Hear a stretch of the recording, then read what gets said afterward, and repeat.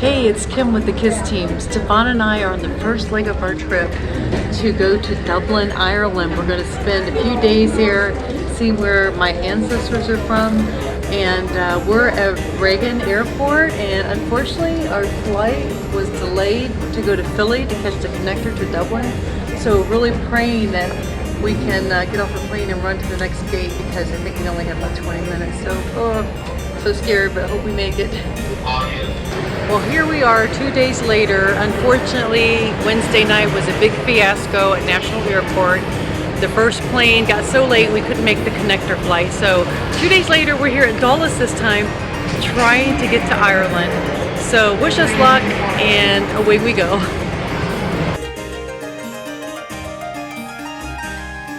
So we actually made it to London, but not without some further delays, where we actually delayed an hour and a half leaving Washington DC because of some thunderstorms. So we got here actually an hour and a half late and promptly missed our flight to Dublin. So fortunately they booked us on another flight just 2 hours later. We're here at the gate waiting to finally get on the flight and get to Dublin.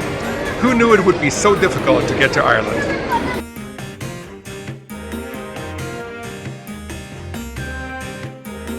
Okay, so we finally got our rental car, and of course you drive on the left side of the road here, which has been very nerve-wracking getting used to it.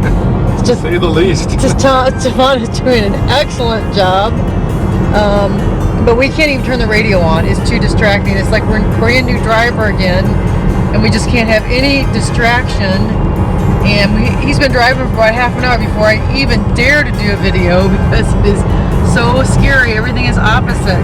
You still have to learn where you are on the road, where the car is located within the lane. That's completely different. So you see the steering wheel's on the right side. When we got the car, Stefan is so tall, so he reached in here and put the seat way back on my side. I'm like, wait a minute, you got to get on the other side. So he'll be a pro at this in just a few hours. So we'll see how it goes, but it is very nerve-wracking. Look how strange that seems to have cars on the other side going the wrong way too. I mean, it's just so foreign to us, literally. So we'll do some more videos for you.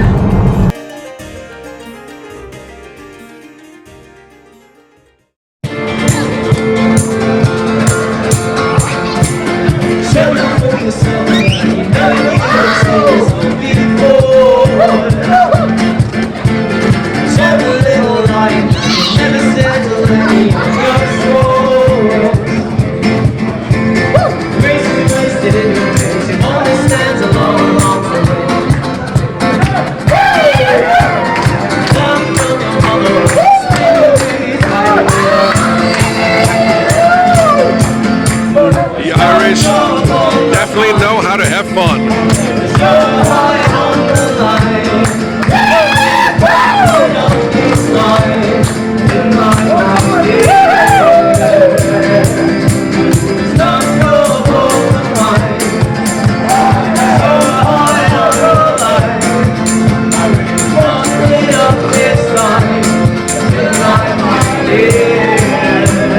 We're driving around the Ring of Kerry today, and we stopped at this beautiful site. You can see the ocean. The water is so pretty. A little cold here today, not terrible, but kind of misty rain, but it certainly is a beautiful view.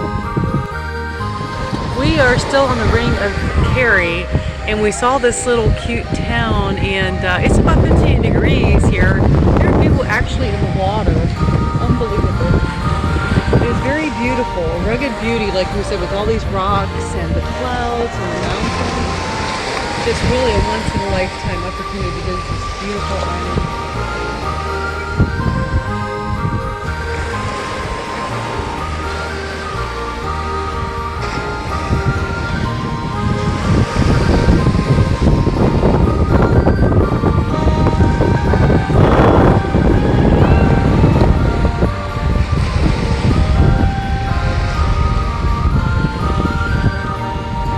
We have a couple of restaurants here where people can refresh themselves. It was quite the drive up here through the mountains, serpentine roads, back and forth. How did that feel, honey?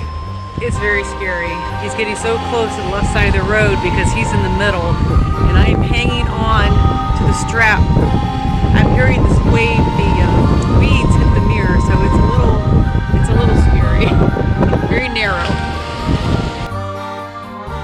So we're here in Ardford County, Kerry, and this is very interesting. I've been really getting into the genealogy, and it's on the outskirts of a medieval town. And my great-great-grandparents, way back, were the Fitzmaurices, and its founder was Thomas Fitzmaurice. And most of the lords, he was a lord from Kerry from the 13th to 16th century, are buried here. I'm not sure there's any markers. We're going to check it out, but it is really cool to see that this is the land of my ancestors and where they walked, and that he actually founded this friary for monks. It has a lot of history to it.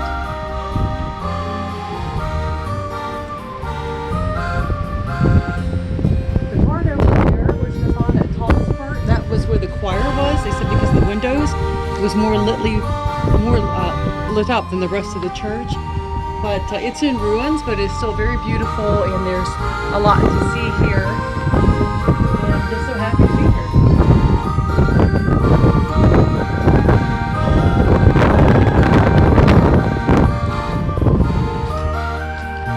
Let's explore one of these hidden rooms here.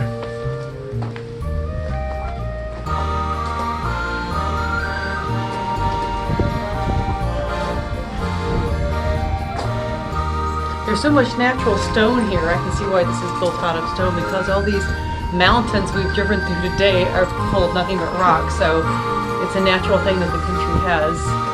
Let's explore some more. So here's my baby Driving on the wrong side of the road. driving a Beamer on the left side of the road. How does it feel? It feels so wrong, just wrong. These roads are so narrow, and it's just very scary. And it's beautiful, but There's not even a line on the road, so you have no clue where you here comes are. this car. Look how wrong that looks. He's on the wrong side. So narrow, not even a line in the middle. Stefan's hands were hurting because he was gripping the wheel so tight I had to take over for a while. It's crazy. I mean, this road looks narrow, you know, like only one car should be on it, not two. This is just insane. Totally insane.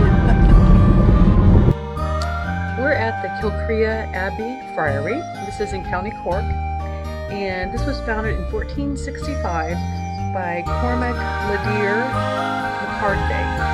I didn't put what great-grandfather he was to me, but he was way back there, like 16th or 17th. So this friary was dedicated to Saint Bridget of Kildare. She's one of the saints. And Cormac Ledier McCarthy, the nickname Ledier, meant strong and great. And it was appropriate because he was responsible for building of castles at Kilcrea, Larney, and Dripsey, as well as the religious foundations, Kilcrea and Ballybacadane. I'm probably slaughtering these names. He was actually killed by his brother and nephew at Carrignammuck Castle, Dripsey in 1494, and is buried in this friary, and this plaque is dedicated to him, and as far as I know, this is where he is buried. 1465 was the date he founded this. So another really cool friary ruins that we got to see while we're here. Hey everybody, we're on our third day of our Ireland tour. We're actually in Galway, and this is on the west coast of Ireland, and this is their downtown. We're in the Latin Quarter. Very pretty, very colorful. We're just doing some exploring today. We drove yesterday almost 12 hours, so it was a long day. So today we're just kind of going to take it easy and enjoy. Talk to you later.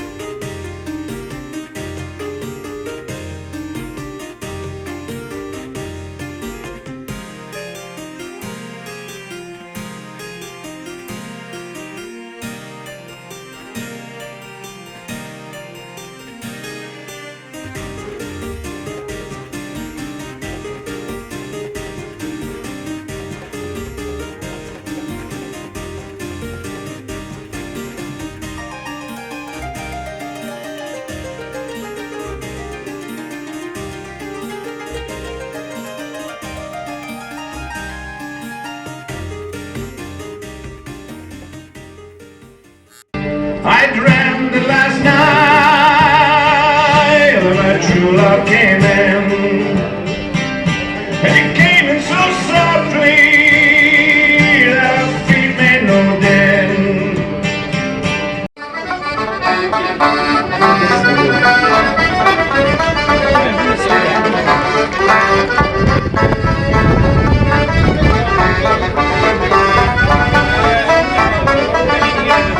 Today is day 3 of our journey through Ireland, and today we are in the city of Derry in Northern Ireland. Derry is one of the last cities that was built with a city wall in Ireland and in the UK, and it has the most complete city wall of any city in Ireland. And so here we are, see some of the cannon pointing out towards the river, protecting the city. Now Derry was also known in the 1980s and 90s for the troubles that they had between Catholics and Protestants, and there was a lot of struggles and wars going on here, a period called the Troubles. But today everything's peaceful and wonderful, and it's a beautiful city, and we're going to go and explore the old city today. We're here at the wall. It's about a mile long around this city, and you can see it's really wide. It's really nice for walking. I think you could actually get a car here too. The weather is overcast, like it's been almost every day, and chilly. Typical, I would say, November day for Virginia. So if you come to Ireland, bring plenty of layers. We had jackets, sweaters, heard it get a little warm, but I think it's just supposed to be 63 today. But it's a fascinating city. We're on the coast of Northern Ireland today at the Giant's Causeway. This is a really cool place. We're just starting to explore it. It has some mythical stories to it. Apparently someone named Finn McCool, this was his paradise here. And what is left here is there's smokestacks over on the far range over there, and they say if the smoke is coming out, that means he's at home. And then to the left, we have what is called the camel. And the only camel in Northern Ireland. But it's a very unique space, and we're going to do some more filming. It's beautiful, it's chilly today, and this is the rugged beauty of Northern Ireland.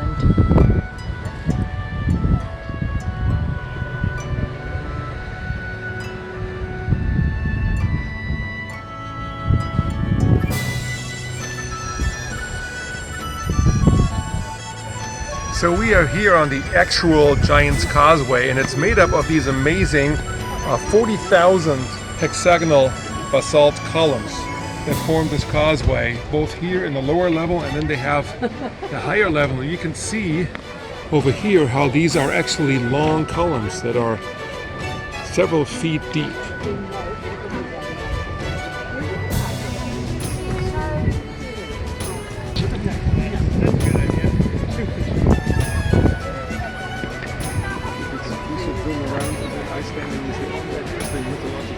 Giant buildings.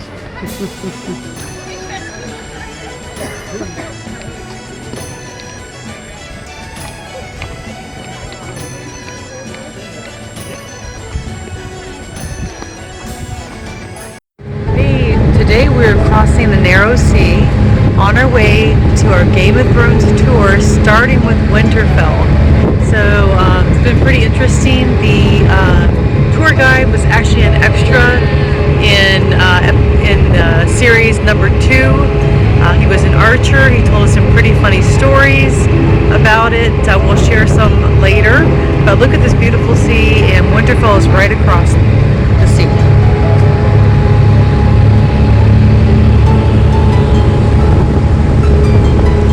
We are crossing from over there through this narrow fjord to the other side, and there's a whole bunch of castles over here. See one right there, and there's one over here. There's actually one in this little cove right there. We can't see anymore. We're suspecting that might be Winterfell. And there's this beautiful little town where we are going to dock in just a minute. So we are on our way on the path to the Castle Ward, which is the scene of Winterfell. However, there's a little snafu. A tree fell overnight and the road is blocked. So we'll have to see if our trusty tour guide can get us in after all. Wait here a moment. There's the tree.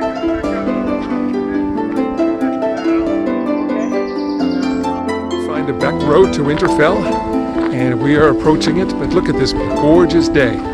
Blue sky, beautiful green trees and landscape. In the back is the fjord we just crossed. And in a moment we will be arriving at Winterfell.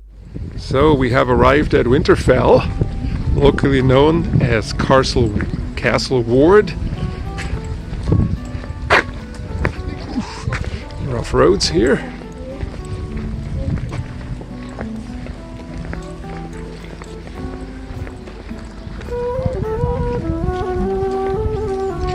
Here's the Tower House. Several other outbuildings. See Winterfell. And this Winterfell right here doesn't look the same, does it? No. That's because a lot of special effects, okay? A lot of CGI. And CGI just means computer generated images. Images made by computer. Now if you take away all the special effects, that's what you see instead. Now you get to see what we have right in front of us. Now we get to see there's only just one tower. One tower and it's a clock on it, okay? And big windows underneath the clock.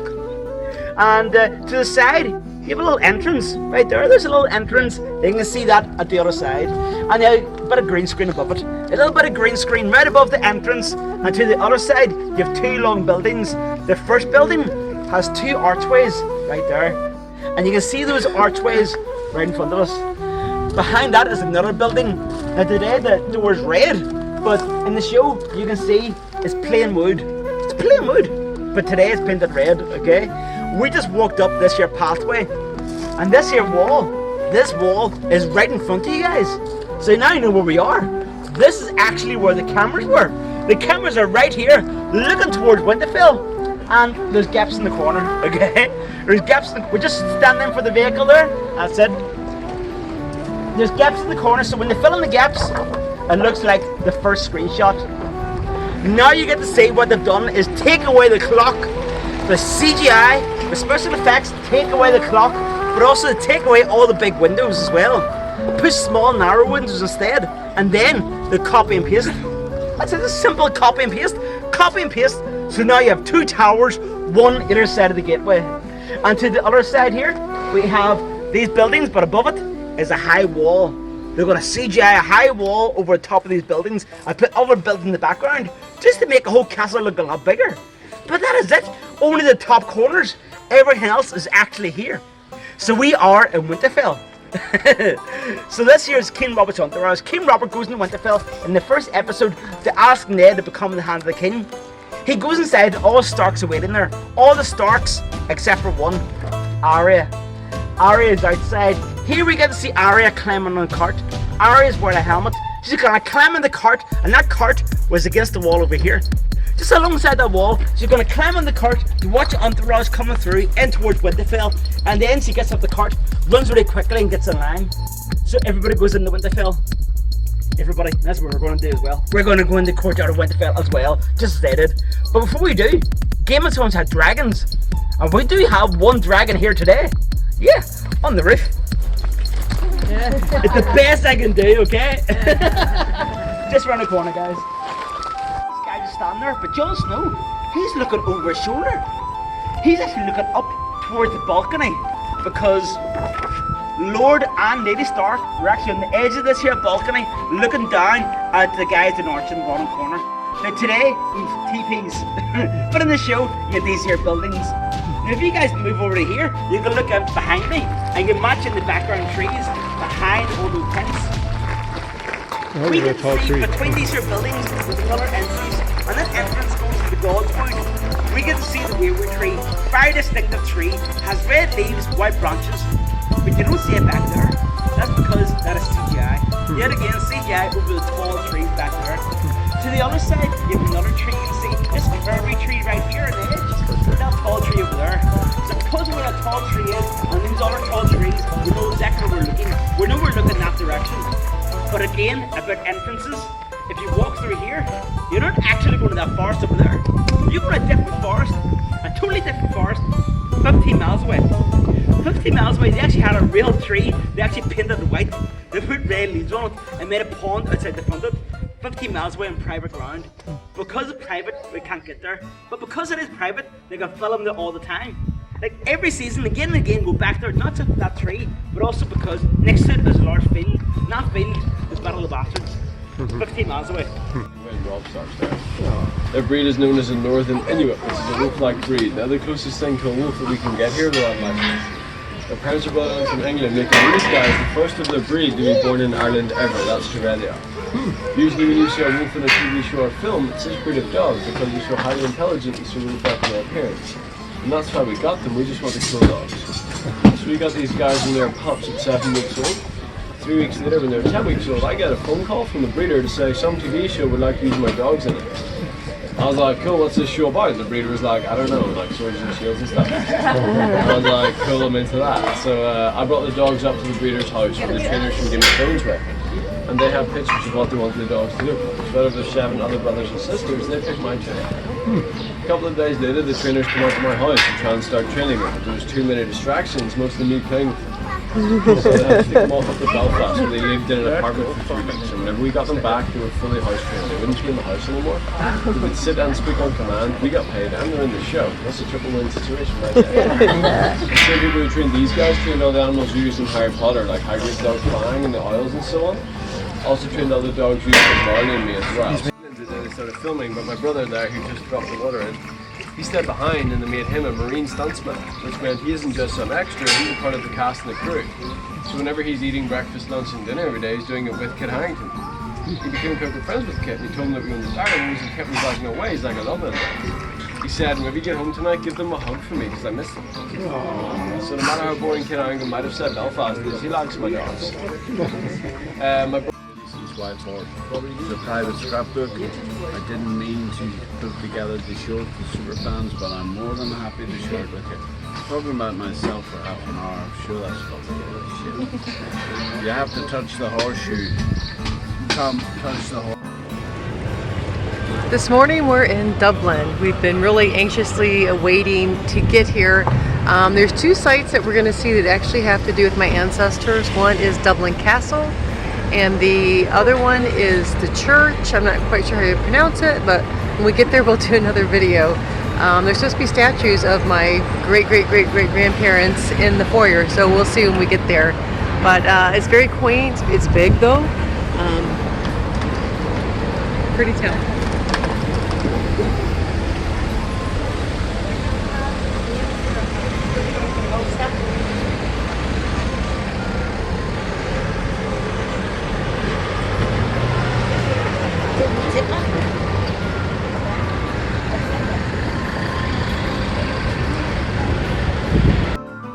We are here at the Dublin Castle, and this has a special importance to me because my 16th great-grandfather, George Clarence Plantagenet, 1st Duke of Clarence, was born here in 1449.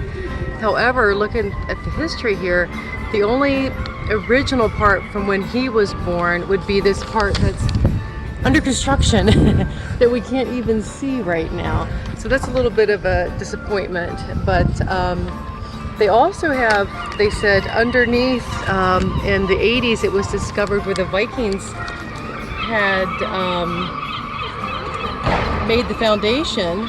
That was in 1986 they found out a medieval undercroft, and it's actually a foundation that was made of oxblood, eggshells, and horsehair. And they actually hand polished the exterior of this castle to prevent attackers from climbing them.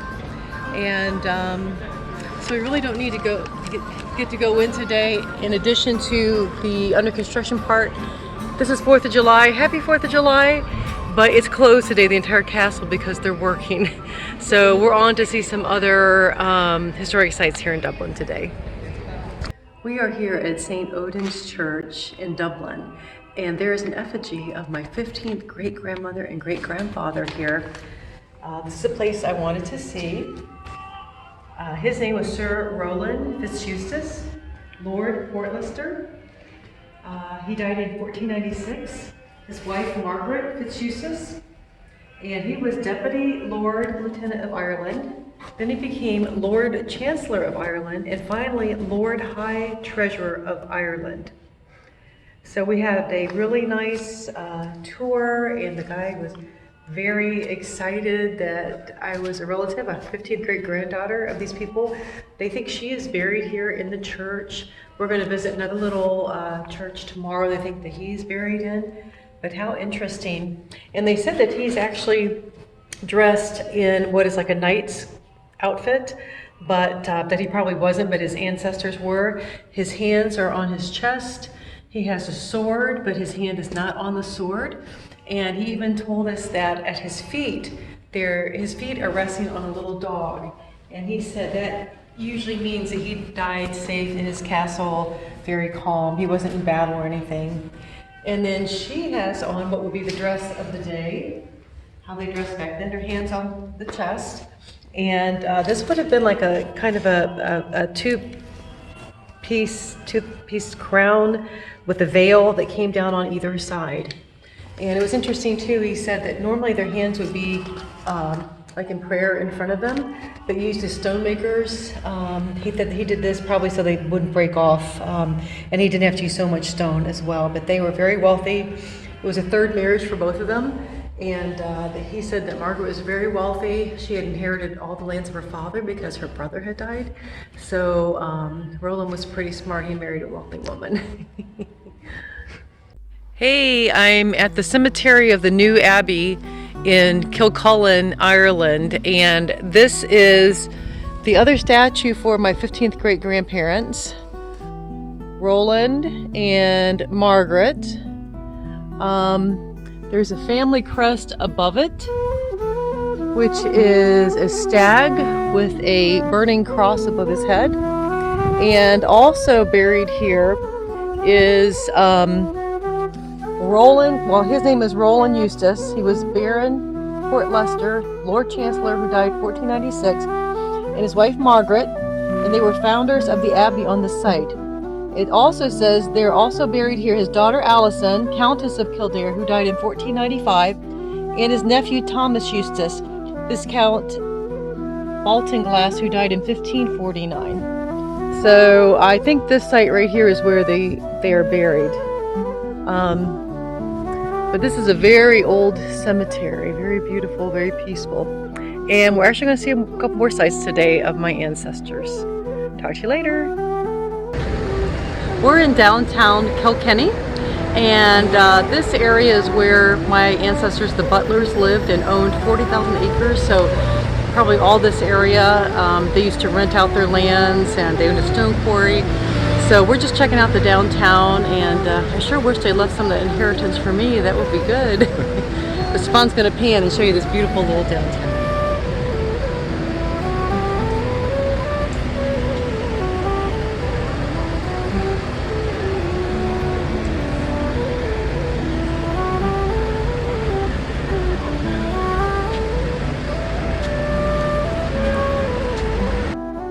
We decided to take a walk tonight and get a preview for tomorrow's tours. And we're here at Kilkenny Castle. And this castle was owned by the 3rd James Butler, who is my 16th great grandfather. And he bought the castle in 1391, and he just established himself as ruler of the area. And they were a powerful family, and they were owners of this castle for over 500 years. It has some really ornamental grounds and gardens on the other side. Tomorrow we're going to take the tour. There's supposed to be all kinds of paintings, tapestries, so we're very excited to see it, and just wanted to share the outside with you.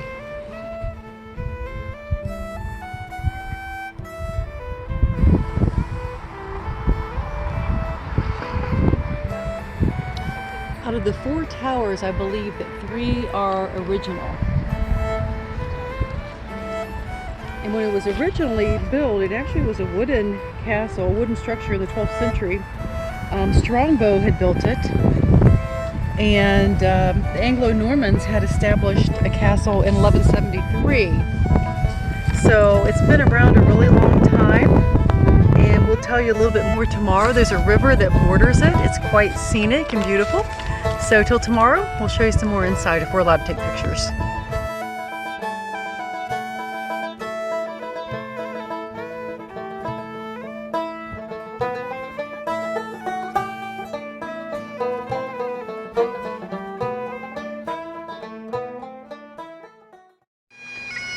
Okay, we are at the Blarney Castle, walking up to it, and there's a bagpipe player. Very fitting.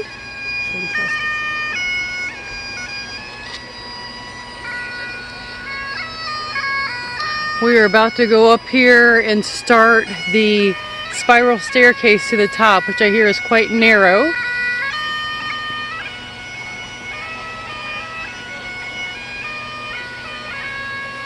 What a beautiful day. It's not really sunny, but the temperature is perfect. It's probably about 60. We've had very nice weather since we've been here.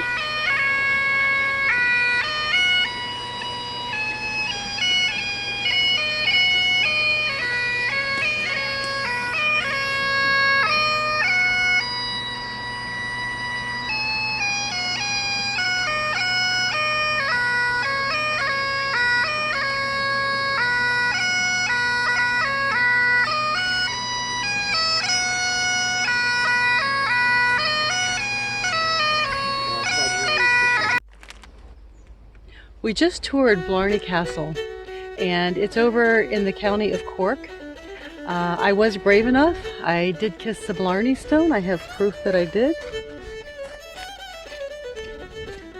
I have to tell you, it was a little scary, but not as bad as I thought. It was a lot of steps up there, very narrow, a little claustrophobic, but it's a really cool castle, and actually one of my ancestors built the very first part of the castle. So I think I'm pretty much related to everybody here. And let's take a close-up of the castle in the background here. There we go. We're in the Blarney Castle Gardens, and this is a really cool, magical place. You could just imagine a hobbit jumping out. They said there's fairies here. And just follow me up the trail. It's really enchanting. Bamboo on either side here. We see all kinds of trees, rock gardens, these beautiful rock walls.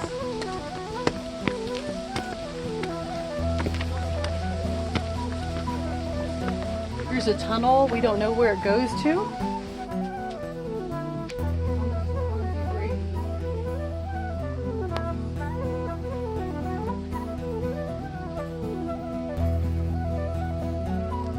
No, I think ladies should go first. Okay, I'm not afraid. She's a brave woman. You have to be the size of an elf to get through here.